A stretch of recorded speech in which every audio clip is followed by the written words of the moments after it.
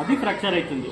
అందుకే పిల్లో తీయాలి. First pillow తీసి తెలిసిన వాళ్ళు అన్నోన్ పర్సన్ అంటే hello sir are you okay, hello sir are you okay, hello sir are you okay response చేయట్లేదు.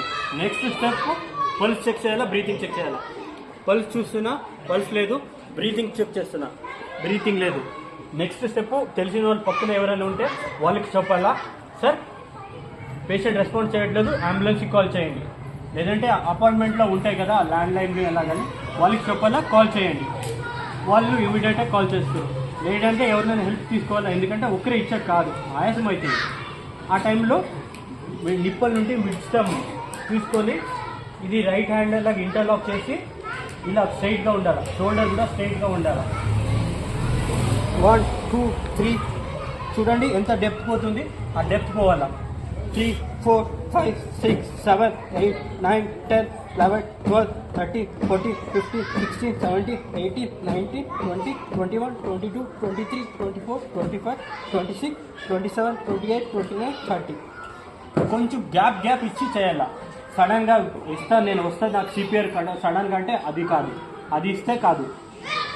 30 కంప్రెషన్ అయినాక ఆంబు బ్యాగ్ ఇలా పెట్టాలా. ఇది జాకి టచ్ అవ్వాలా, కానీ త్రీ ఫింగర్ ఇలాగా 3 ఫింగర్ పెట్టి ఇలా లాగాల. హెడ్ ఉంటుంది కదా, టిల్ట్ చేయాలి వెనక్కి టిల్ట్ చేస్తే ఎఫెక్టివ్ హెయిర్ బ్రీతింగ్ పోతుంది. లేదంటే లేదు. ఇలాగ ఉన్నప్పుడు మీరు హెయిర్ ఇచ్చినారంటే పోదు. ఎందుకంటే ఇది ఆ టైంలో పేషెంట్కి బ్రీతింగ్ ఉండదు. మీరు ఏమి ఇస్తారు, ఇది హెయిర్ అదే మెయిన్. అందుకే ఇలా ఇచ్చేటప్పుడు ఎఫెక్టివ్ హెయిర్, ఆర్టిఫిషియల్ హెయిర్ మీరు పుల్ చేస్తారు లోపలికి. ఇలా పుల్ చేస్తే బ్రెత్ ఇది వస్తుంది. అప్పుడు ఎగ్జాక్ట్గా ఆర్టిఫిషియల్ హెయిర్ మీరు ఇస్తున్నారని తెలుస్తుంది. లేదంటే ఇప్పుడు పేషెంట్ నెక్ ఇలాగ ఉంటుంది. ఎందుకంటే యూజువల్ ఇలా నెక్ ఉన్నప్పుడు హెయిర్ పోదు.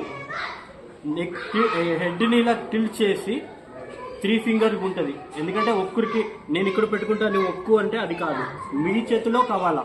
ఒక్కరికి ఎవరికైనా చెప్పాలా.